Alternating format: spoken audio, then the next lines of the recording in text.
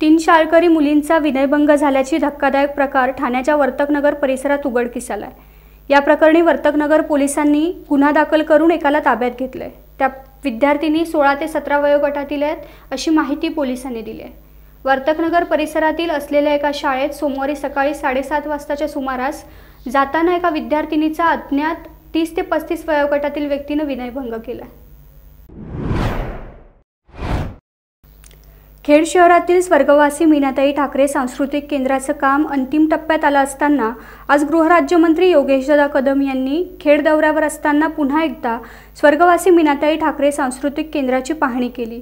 मात्र या पाहणी दरम्यान मागील पाहणी दौऱ्यात केलेल्या सूचनांची पूर्तता झालेली न दिसल्यानं तसंच उरलेल्या कामांमध्ये दिरंगाई ठेकेदार करत असल्याचं योगेश कदम यांच्या लक्षात येताच राज्यमंत्री योगेशदादा कदम यांनी संबंधित ठेकेदाराला व अधिकाऱ्याला चांगलेच धारेवर धरलं।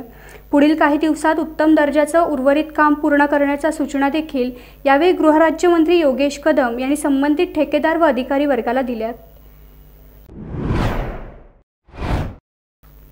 दापोली शहरातील खेड दापोली रस्त्यालगत असलेल्या दापोली बसस्थानकामध्ये आज बुधवारी मच्छी विक्रेता महिला बसल्यानं मासे खरेदीसाठी ग्राहकांची झुंबड उडाली। त्यामुळे बसस्थानक परिसरात एसटी मागं पुढे घेताना अपघाताची शक्यता बळावली। मच्छीच्या दुर्गंधीचं पाणी भर रस्त्यात टाकलं जात असल्यानं रोगराईचीही शक्यता बळावली। तिलारी धरणाच्या पाण्याचा विसर्ग सुरू झाल्यानं तिलारी नदीपात्रातील गावांना सतर्कतेचा इशारा देण्यात आलाय। गेले 2 दिवस दोडामार्ग तालुक्यात मुसळधार पाऊस पडत असून चोहीकडे पाणीच पाणी झालंय। अनेक गावांमधून मध्यरात्री पाण्याचा संचार झालाय।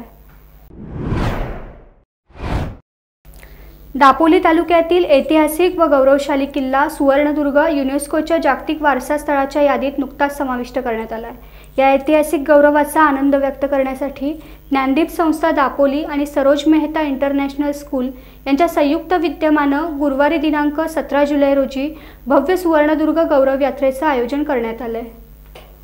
टाइम्स डिजिटलला लाईक करा, शेअर करा, सबस्क्राइब करा आणि बेल आयकॉन दाबायला विसरू नका। Times digital.